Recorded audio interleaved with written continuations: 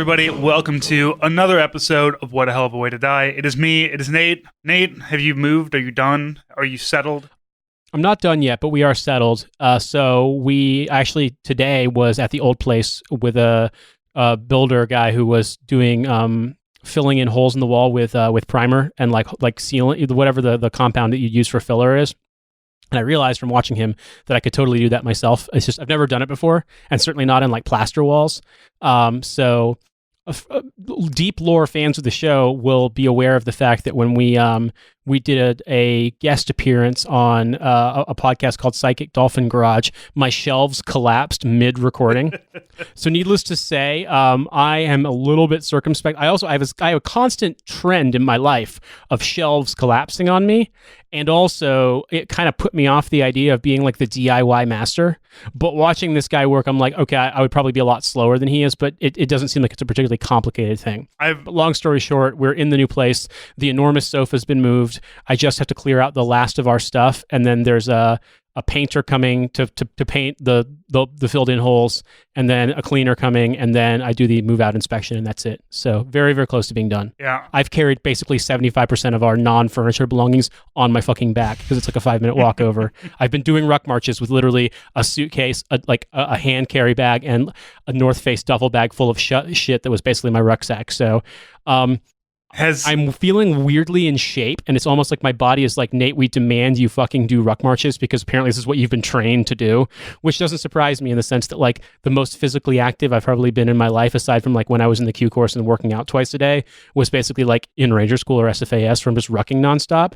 So yeah, needless to say, it's been weird, man. It's been really weird, but the new place is gorgeous. We're really happy, and it feels like we lucked out and got like a really good Airbnb. It hasn't really sunk in yet that this is our new home, so very, very happy for that. So, has the shoe tree migrated?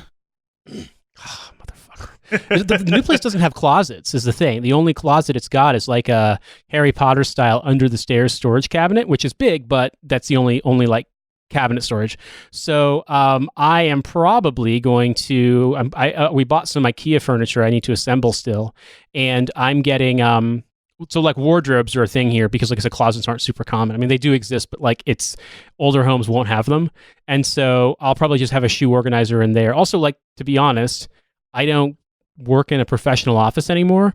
And so I don't have to fucking wear business shoes anymore. Yeah. So I have all these shoes, and like I don't want to give them away yet. Like I would donate them if it came to that, but I don't want to give them away yet because I might need them for certain things. But as it currently stands, like I'm not wearing slacks and a dress shirt and fucking shoes at all. Yeah. Because why would I? I have one pair of nice shoes, and that's my daughter calls them my dinner shoes, and she gets mad anytime I wear them when I'm not going out to dinner. And I'm just like, these are actually they're just nice shoes that I wear to work. Like, they don't have to be for dinner.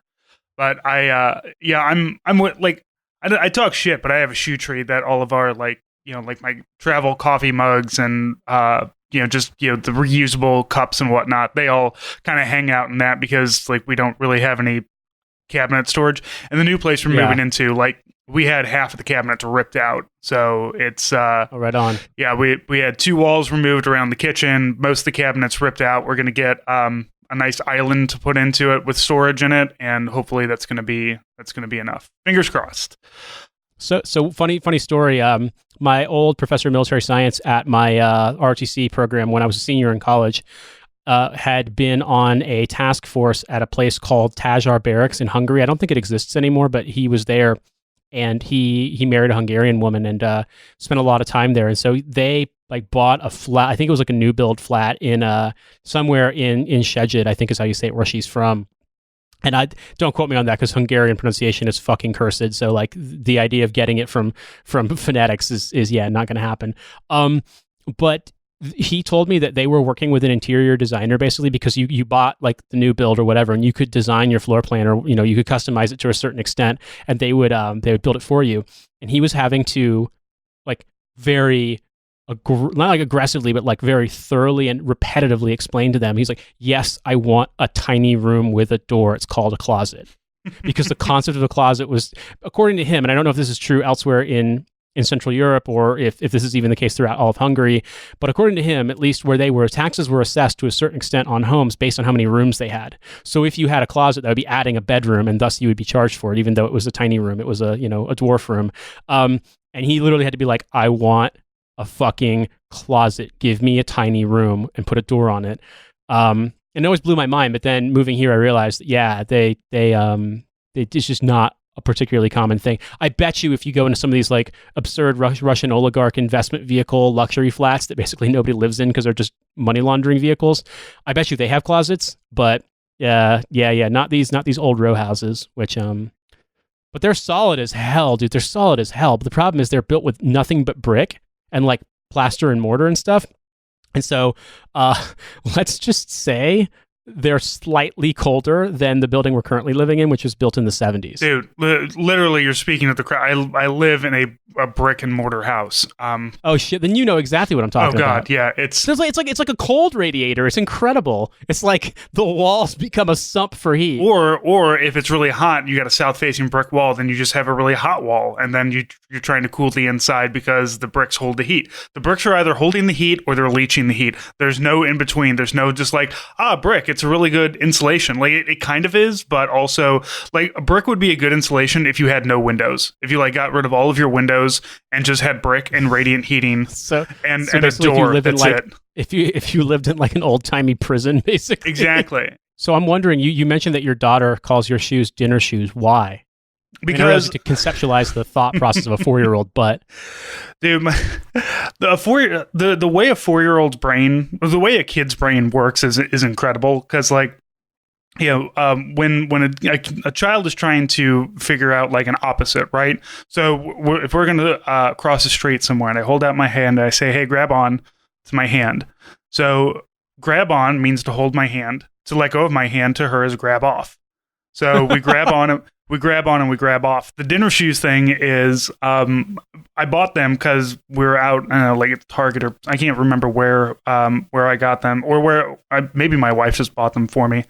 And it was like, oh, these will be shoes, nice shoes you can wear out to dinner sometime. And like literally that's it. And then they just be, my daughter's like, yeah, they're shoes for dinner, for a nice dinner. So that's it. You wear them for dinner. They're dinner shoes. Kids, man, kids' brains work in a weird and different way. Like even this morning, she was yelling at me in the house, like asking me where I was, and I went downstairs to go get my coffee going. And I come back upstairs, and I'm like, hey, why are you yelling through the house for me? I don't answer to you. What do you want me to wear a bell like a cat? And so she literally went and got, like, she has a bell to put around my neck. Just like came walking in and said, here you go. And I'm just like, I don't know if you're joking or if you're fucking serious, but I'm also not wearing a bell. I just remember when I was living in Alaska, one of my neighbors was actually a soldier in my company, and he had gone through a divorce, and he was getting out of the army because of family care plan stuff, because his wife had basically split completely, and they had terminated her parental rights, and he was the sole parent for his 2 kids, and they were 4 and 2. And everybody who was in our company who lived in that complex would take turns helping him with his kids and babysitting the kids. And I spent some time with the little girl. Wasn't really talking at the time. She was 2.5ish, so like her sentences were indecipherable to me, but the 4-year-old boy could translate for her, which was hilarious. But also when he'd come over, like I didn't really know what to do with a 4-year-old, because I'm like, we could watch Cars or something, and I could make him like peanut butter sandwiches, but I didn't have like kids stuff around. But I had cookbooks, and he was like, I want to read your dinner books. And I was just like, what's a dinner book? And he finally be like, this is a dinner book. And I was like, oh, because it's got pictures of meals in it. Oh, got it. Okay. And it's incredible. Like I said, I'm not a parent, but expect to be at some point in the near future, maybe, hopefully. And yikes, gonna have to learn all the dad craft. But Francis, before there's dad craft, there's field craft committed by warfighters. And Donald Trump is on the warfighters' side, as he tweeted today, because he pardons war criminals nonstop. And now his pardoned war criminals are going to campaign for him, like on the campaign trail. I'm wondering what village in Iraq did the turkeys that he's pardoning fucking lay waste to?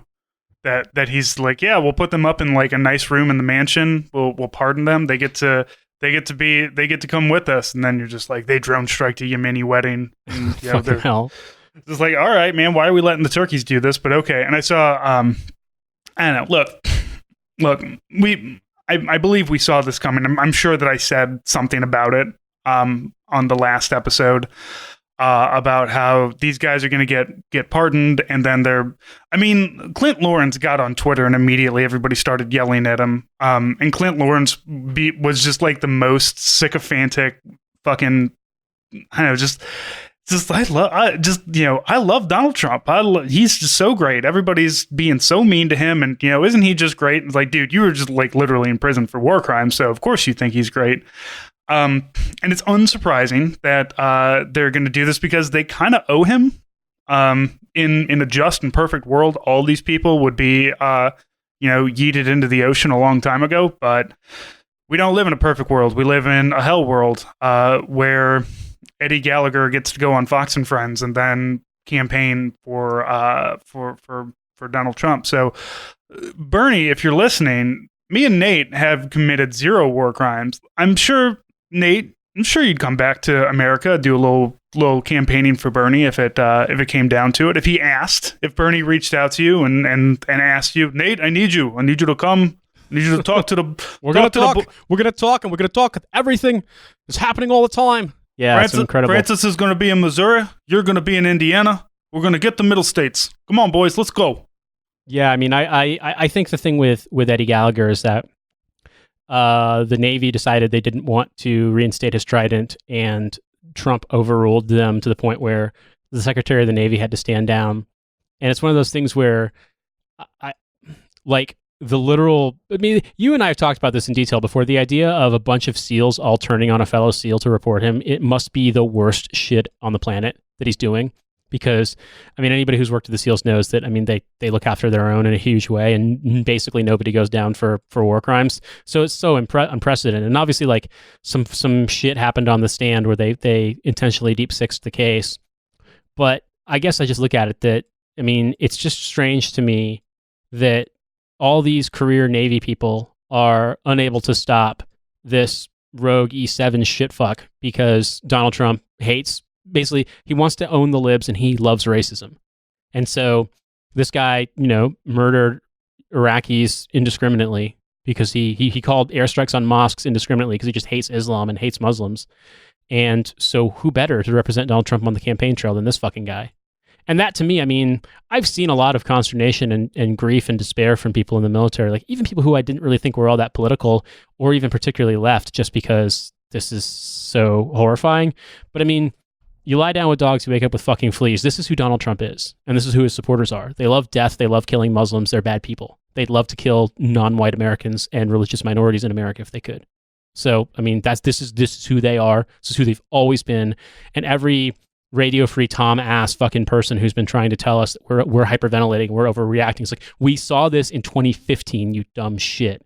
We saw it, and we knew it was coming, and here it is. Yeah, every never Trumper is still also going to get, thrown into the sun. Bill fucking Kristol with his, I vote for, he listed all the people that he would vote for, and it's like, I'd prefer a Biden or a Buttigieg, but, I'll vote for Warren if it came down to it. Of course, leaving Bernie Sanders out of it completely. And it's like, I bet Bill Kristol is the kind of fuck ass that would would go and put down a vote for Donald Trump or put down a vote for nobody and be like, well, I won't, I'm just not going to be a part of it this time. Because, Bill Kristol is still a man who, and every never Trumper are people who still love genocide and racism, but they like it to be done properly. They like it to be done in a way that that doesn't have a lot of tweets that sound crazy. Like, Bill Kristol is still a person that believes the Iraq War was correct and that we won somehow. I don't know what we won. I don't know what the outcome of that was, other than everything's fucked and they're going through their own massive protests and uprising right now. But these are, this is every Republican is basically the same, and like 2020 is going to be very interesting, no matter who the Democratic nominee is, because God knows how. I mean, is there a base that can get more radicalized. Like, I just don't know.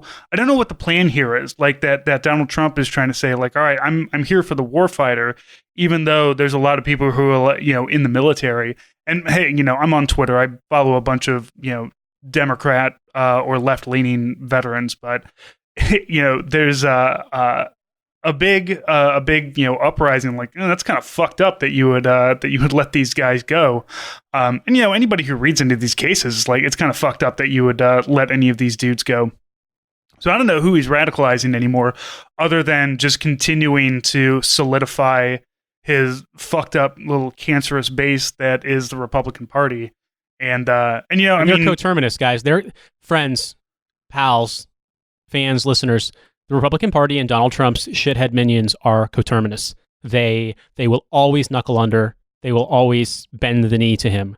They will never, ever actually oppose him. Doesn't matter how much they have to debase themselves. This is a phenomenon of right-wing people. In the UK, this dumbass pro-Brexit guy, Darren Grimes, literally said, Boris Johnson could stick his dick through my mom's mail slot and pee on her, and I would still vote for him because he's going to do Brexit. And this was meant to be a good thing. Yeah, this is John McCain all over again, where John McCain gets up and pounds his fists on the table and says, by God, President Trump, this is wrong. We shouldn't be doing this. And, shame on you for doing this. And then going ahead and voting for like everything that he, would push for. Because in the end, for as much bluster as Republicans want to do, they're all a bunch of shithead cowards. And so are the Democrats, really. The only ones that have like any bravery are the people who are like fully into their convictions, whether you're extreme left or extreme right. And maybe all those people are insane. I don't know. But it's all fucked. And it doesn't matter because it's all been fucked. Even the stuff on the surface, like all the stuff that's going on below, where Trump is basically stuffing all the federal judiciary, just with, unabated, with just insane reactionaries, right? Who even the American Bar Association is like, these people are not even lawyers. You can't do this, and it's like, nope, they're judges now, and everybody's going to vote to confirm them. So, like, I still am trying to figure out like who is the mastermind behind all of this, because we know it's not Trump. He's dumb as fuck. But who is the one who is like pulling? Is it McConnell? Who's the one who's managing to create what's happening, or is this just how it's always? I mean, this is McConnell and Pence, really. I mean, I think that McConnell is the conduit for the dark money and all of the insane billionaire donors.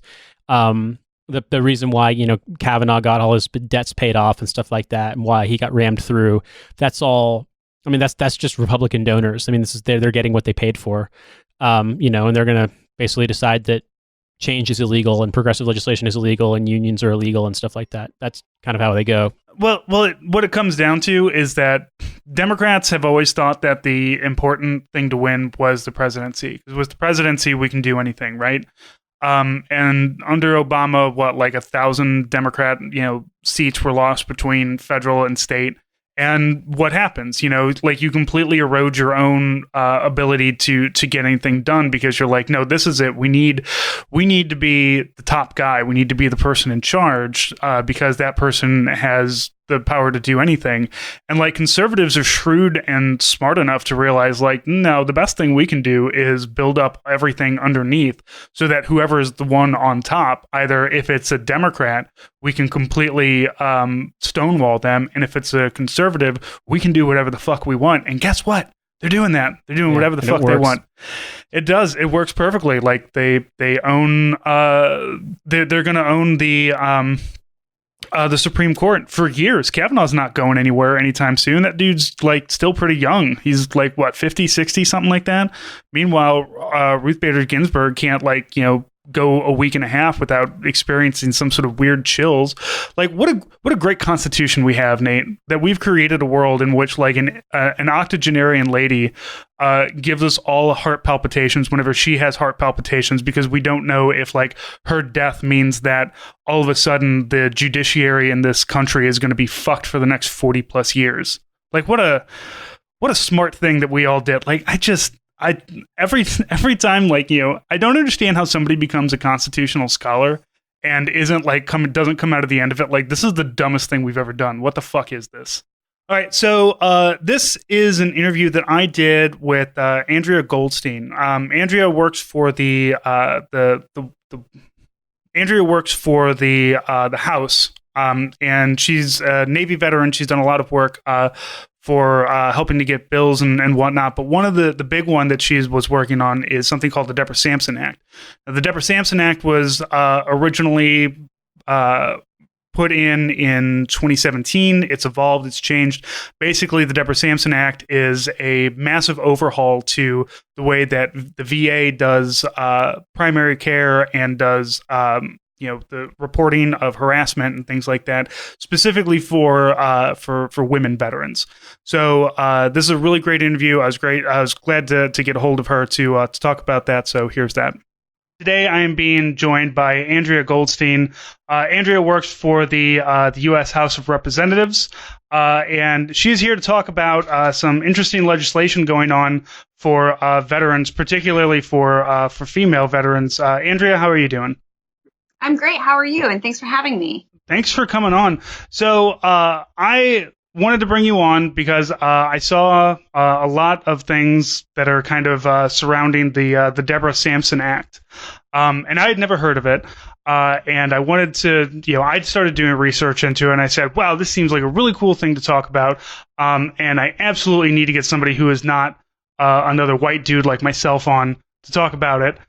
So thankfully, you tweet about it a lot because you've worked on it, right? You've been following it. Have you been working on it? What is your role in the Deborah Sampson Act been? That's correct. So I had certainly been following it in its last versions. The Deborah Sampson Act was initially introduced in the 115th Congress back in 2017. And so as a student veteran at the time who is certainly I was certainly very excited and enthusiastic about it. I was also excited about the fact that it was named after one of the first known American women veterans. And then when I was hired here earlier this year to be the lead staffer for the Women Veterans Task Force, I was thrilled to learn that Chairman Takano and Chairwoman Brownlee really wanted me to be the lead staffer on this piece of legislation. It is comprehensive legislation addressing women veterans. It's really important that we say women veterans, and the reason we use that terminology versus female, I'm certainly happy to discuss. But it was really a community effort. You had veteran service organizations who've been working on it for years. You certainly had members who've been working on it for years. And so it was really a whole of the House of Representatives, whole of veteran community effort to get this over the finish line on this side of the hill.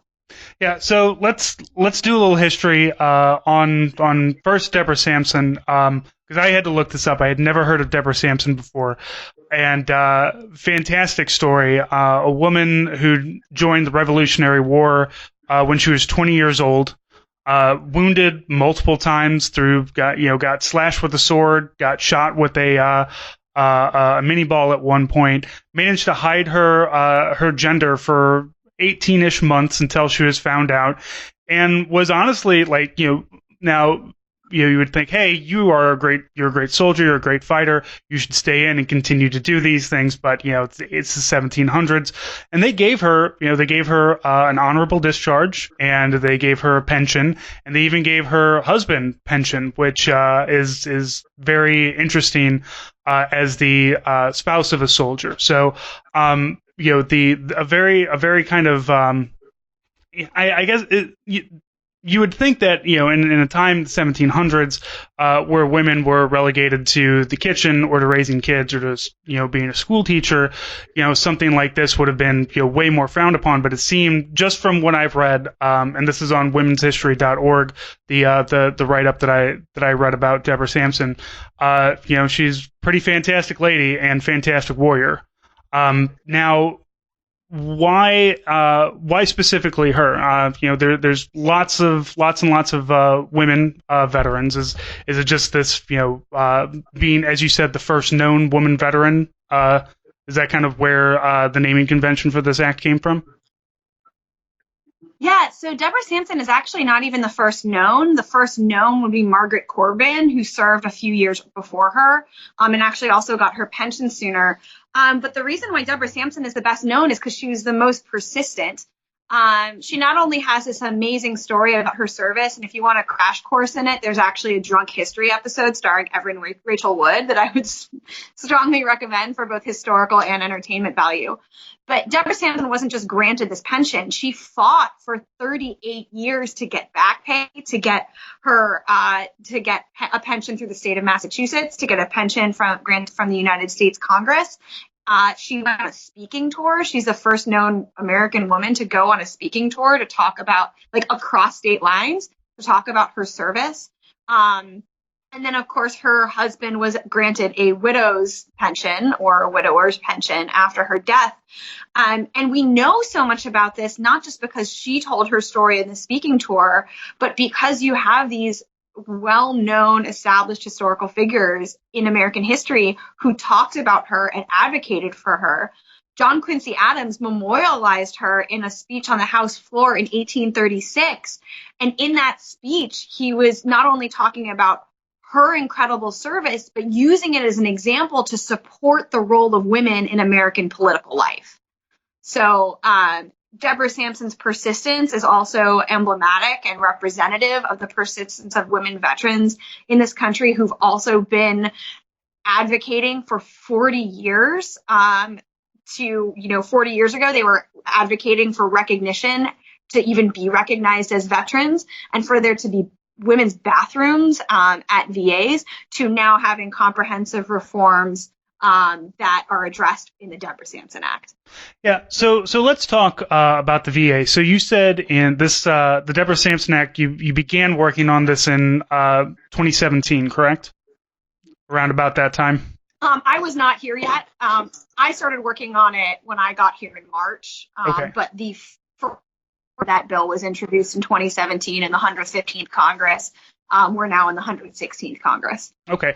And what is it that this bill is aiming to cover the gaps on? Because, as you said, women veterans have been, fighting for recognition since day one. I mean, since we had a standing army and a woman said, "Hey, I think I'd like to fight for freedom too." It has been, a constant battle up to what we have now, where you still have a fight no matter what, whatever branch that you're in. So, what is it? What is the aim of the Deborah Sampson Act? Well, like you mentioned, there are gaps that we need to address, and as we've discussed, women have been serving this country since there was a United States. And there weren't fully recognized, and not all categories of women who served were recognized as veterans really in a phase-in process. And all women who served in the military were fully recognized as veterans in the 1980s. So there have been a lot of gaps that have needed to be addressed in order to get equity. Women veterans, there are 2 million living American women veterans in this country right now. It's the fastest growing population within the veteran community. But 26% of women veterans don't even have access to a women's health primary care provider. 10% of VA facilities do not have a women's health primary care provider on staff. So that's just basic health care. You have women who have to travel hours if they want to get a pap smear or mammogram just within the healthcare system that they're used to getting the rest of their care in. So that's basic healthcare. We're not talking about like high level specialty care. So that's just a big, and so that's some of the issues that this bill addresses. The other thing is healthcare at VA is great. The quality of care for women veterans at VA is fantastic when they can access it.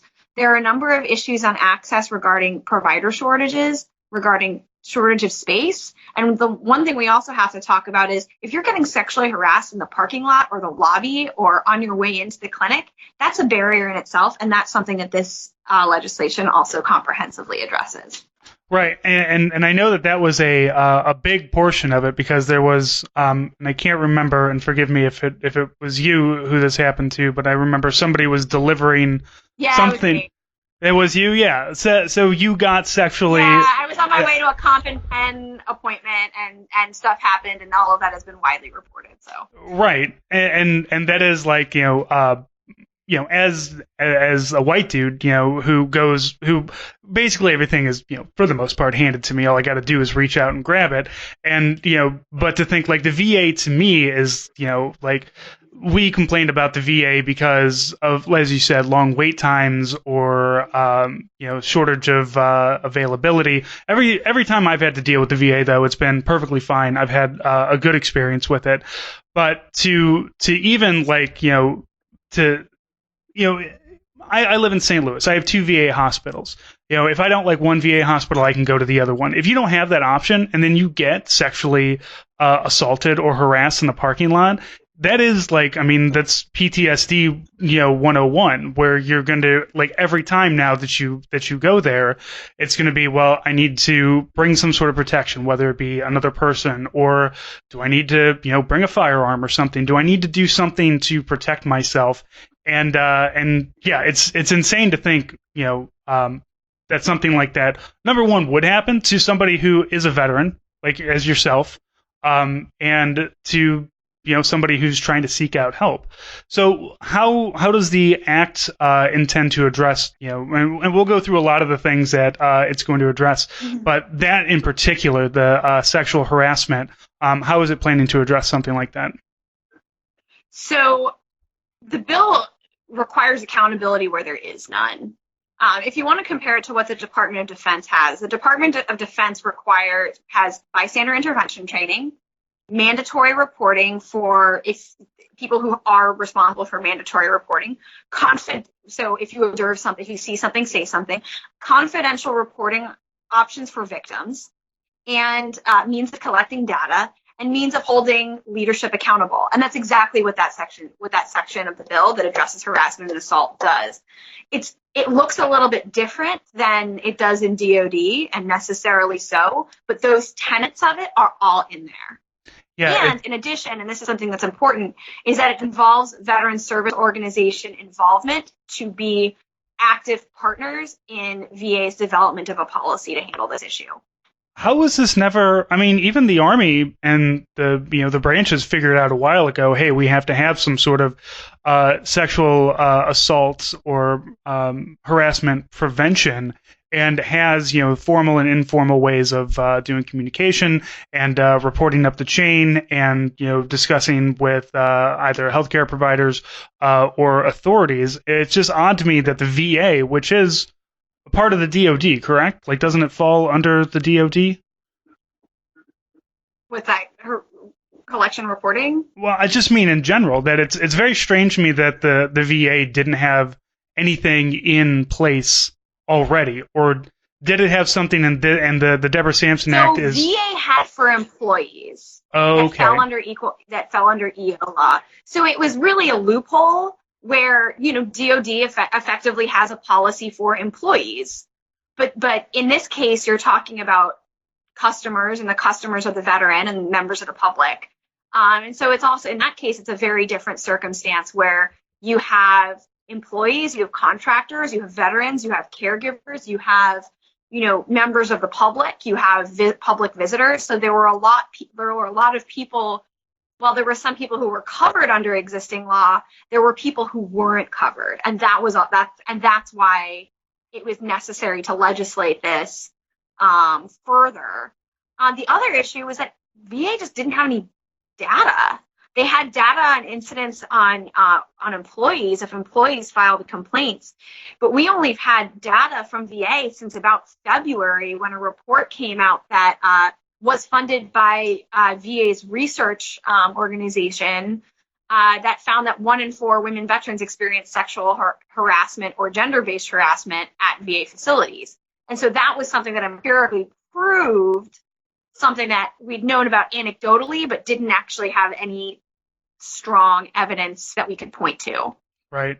I think a lot of times something like this is about, they just don't have if somebody comes to you with a complaint, and they say, I don't know where to go with it. And then a lot of things like this, it's like, oh, we actually have a process for this now. You have a complaint. We fill out, the government loves a form. So the government's just like, yeah, we just go here, here, here, and then we have data. Well, and that's exactly right. Because here is the issue. I mean, we've done a lot of oversight visits at VA facilities over the country, and we've met with frontline providers, and we'll meet with patient experience officers or women veterans program managers who will say, yes, people come to me with these complaints and we try to manage it locally, but because they have no mechanism for collecting data, they're not going to collect it.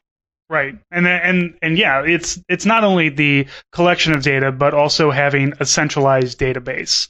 As you mentioned, right. You can have, this facility and that facility, they can do all the reporting that they want, but it doesn't give you a grant. Like, it just says, well, maybe something's bad there, but the other ones are fine.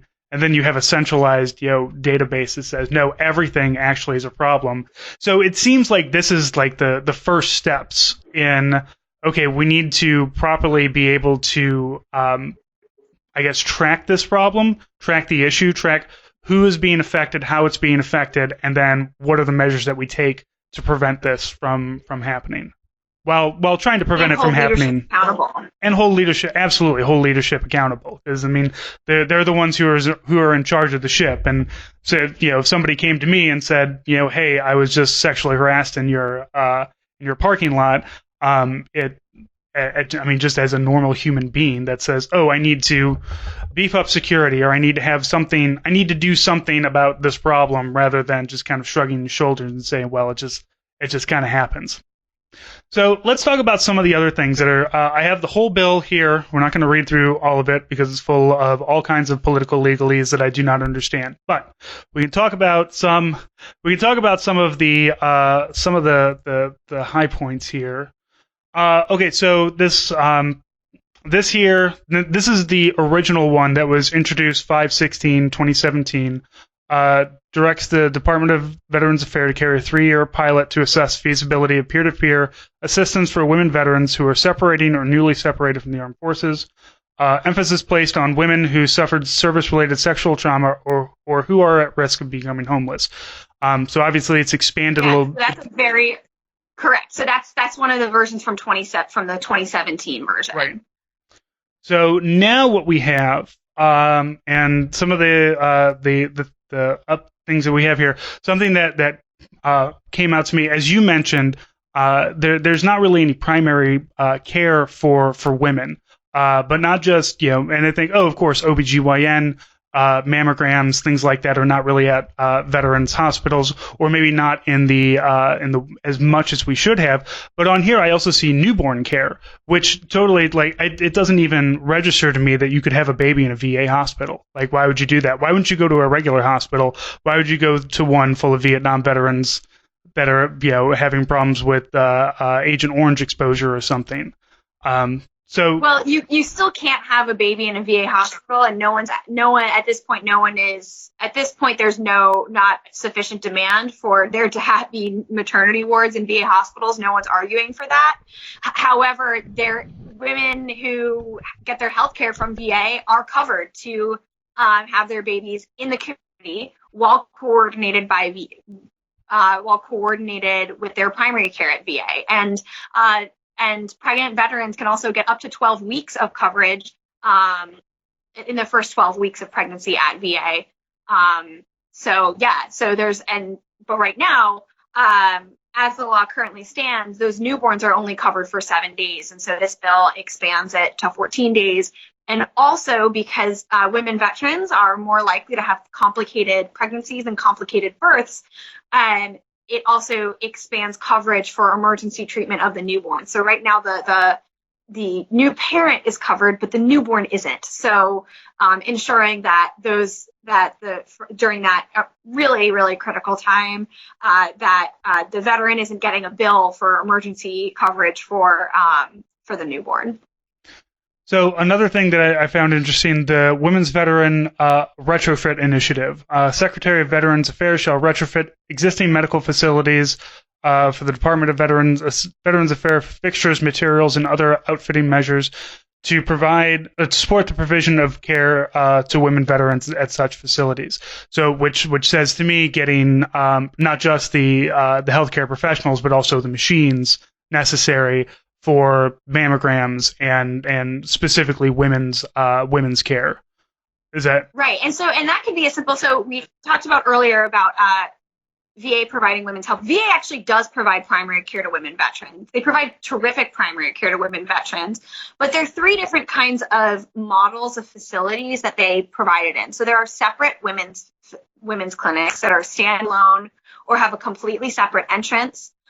There are clinics that are within a VA facility. So 2 of the 3 VAs that I have used, Albany and Washington, D.C., have a women's clinic, but you go within the main hospital and then go somewhere else to where the women's clinic is. And then the third is a completely shared space where, which is currently the situation in Boston, but which I also used, where you have the same waiting room, but the women's team might use one particular exam room.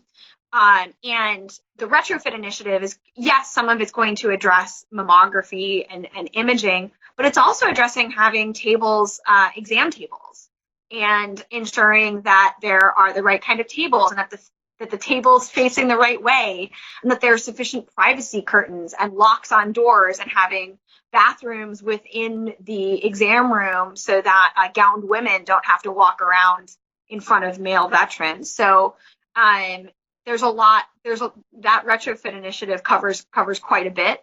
And it's supposed to identify what the needs are going to be at each facility. Yeah, that absolutely. And again, it doesn't, a lot of these things don't occur to me, wanting something to be, separated from, kind of everything else. Having a woman's clinic that is, a different entrance, or just like, hey, this is where you can go to, get away from all the, I don't know, not to try to make this into an argument for segregation, but I certainly understand wanting something like that, wanting something that's kind of separate. And so you say exam tables. There's gender specific exam tables? Yeah, so an exam table for example, if a woman needs to have a pap smear, that's the exam table. Absolutely. So with like stirrups and everything. So let's see. We're going to talk about women's health care. We don't have to get too deep into the weeds with it, but it is interesting to think, like like I said, just an exam table. Just one exam table doesn't fit all. There's different exams that you have to do than what I have to do. So, let's see. So we also have the public-private partnership of legal services for women's veterans. Can you kind of talk a little bit about what exactly that's aiming to address? Yes. So women veterans are not only the fastest growing population within the veteran community, but also the fastest growing homeless population in the United States. Women veterans are also an invisible homeless population. The point in time counts about 5,000 homeless women veterans, but the number of users for the supportive services for veterans and families, women veterans who use that program, that's one of several homeless programs, and that alone had almost double that number enrolled last year. The estimated number of women who are either homeless or facing an imminent housing instability might be actually 10 times the number that we've actually counted. So one of those legal services are also meant to address some of the underlying factors pertaining to homelessness. And in addition, we found that women veterans are more likely to be the primary caregivers for minor children, and are often reticent to ask for help for fear of losing their children. We've also learned from our site visits that those legal services, that existing pro bono legal clinics, are very helpful in informing women veterans as to what their rights are, whether it's remaining in their homes so they don't get evicted, on child custody, and on a whole slew of issues so that they can both survive and thrive. So just a couple of other things that I wanted to address on here. There's a thing in here for a mini residency program. What is the mini residency program? So the mini residency is an existing program that trains current VA physicians. They have a mental health one, so primary care physicians, emergency physicians, mental health care providers on women's health. And so it's a great way of expanding the number of providers who can provide women's health without having to hire new staff. This is especially useful in locations where it may not make sense to hire a dedicated women's health primary care provider. The VA facility that was geographically closest to me when I lived in upstate New York, and geographically was actually geographic as a crow flies closer to me than Albany, but as the car drives, Albany was closer. But they only had 64 women veterans there. Now, should those women have access to a women's health primary care provider? Yes, absolutely. But it doesn't make sense to hire a dedicated provider when a single provider can see up to 900 patients. Yeah, and then so we've also got the establishment of a women's veteran training module for non-Department of Veterans Affairs healthcare providers. So is this kind of if you need to see a provider outside of the VA? Correct. Okay. So for providers who are providing care in the community under funded by the Department of Veterans Affairs. So, for example, if someone meets access standards under the Mission Act to go out in the community, it's training for those providers to ensure that they have at least a minimum understanding of the population that they're serving. Okay, and so this has gone through, correct? The Deborah Sampson Act has been voted on. It's gone. Where is it currently in legislation?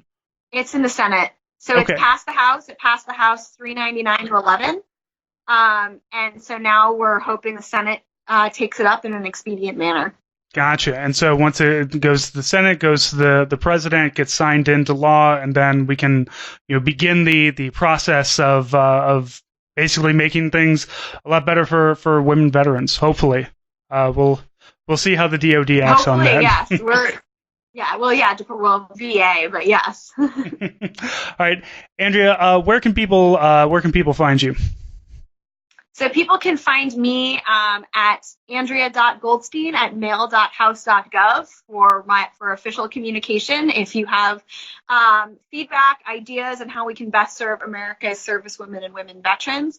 And of course, you can always find me on Twitter, which is very unofficial, at @AN_Goldstein. Yes, absolutely follow Andrea as part of the NatSec Girl Squad, as it's called. Fantastic stuff comes from her, and it's a great way to just kind of keep up with what's going on in the House of Representatives, but not from all the from a different point of view and from a different direction than what we see most of our political stuff come through.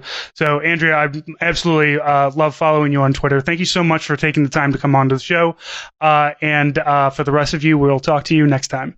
All right. Thanks, everyone. Thank you. Bye. All right. And so continuing on, here's a little excerpt from the bonus with journalist Jasper Craven. Jasper wrote an article in The Baffler that I read about the military and drugs, but not in the fun, cool way where we all get to get high and relax a little bit, but in the way of making soldiers do LSD and then go crazy. So not only from the 1950s MK Ultra, but also up until now, Iraq, Afghanistan, things like mefloquine, things like the anthrax vaccination, things like Cipro, just the fucked up drugs that are coming. So please enjoy this excerpt.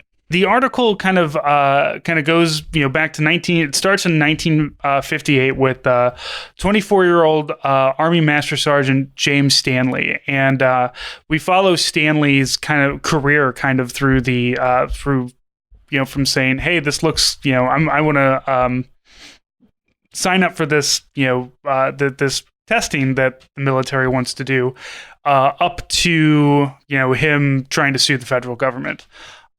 So can you kind of give us a brief history on Master Sergeant James Stanley? Yeah, sure. Stanley, by all accounts, was a perfect soldier. He lied about his age at 15 to enlist. He saw combat in Korea. He was a tank commander by 19.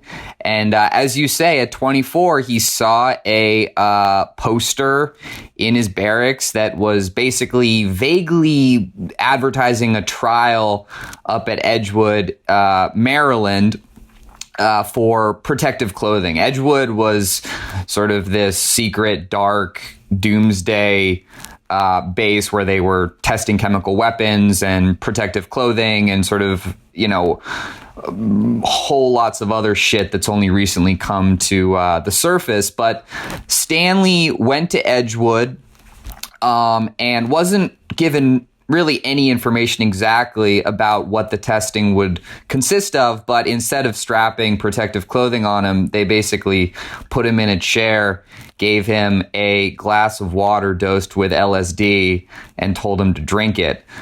He was a part of routine experiments with LSD over the course of a number of weeks, and, quite bluntly was made insane by it. Doctors would be sort of asking him questions about how he felt. He drifted in and out of consciousness. There's one moment he recalled later on where he just sort of was transported to a serene riverbank, where a faceless person stood. I mean, this was very confusing to him. He had no idea what was happening. Stanley was only one of thousands of soldiers dosed with LSD.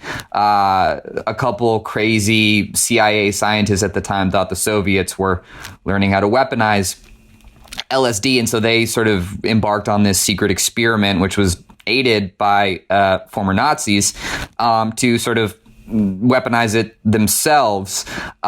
In fact, one scientist later recalled that Edgewood had enough LSD to dose several 100 million people. So they really stocked up on the stuff. In the 70s, after Stanley's life had fallen apart, he had become prone to violent outbursts. He was demoted. He was divorced. He got a letter from DOD on his doorstep, essentially acknowledging that he had been dosed with LSD. And so Stanley, quite angered by this news, fought for justice. He wanted a Nuremberg-style trial of the people who secretly dosed him. At the time, there was a lot of discussion going on, much of it spurred by Nazi experimentation about the idea of informed consent. He really took up this mantle, tried to improve the rights and lives of service members. And his case went all the way to the Supreme Court. Unfortunately, in a ruling written by Antonin Scalia, soldiers were sort of formally categorized as expendable. That ruling has provided the basis for the subsequent abuse of soldiers, whether that's giving some of these questionable vaccines to them or, in basic training, yelling at them, abusing them. Again, going back to my buddy in the Air Force Academy, I remember him telling stories about going into tents and getting tear gassed. There have been folks at the Air Force Academy who have died during mock interrogation techniques, and many others, obviously, throughout military service who have died in part because of the Pentagon's work. And that's all justified essentially by this ruling Stanley brought. Yeah, I guess Scalia just kind of set it up for everybody. Look, you signed up. You signed on the dotted line.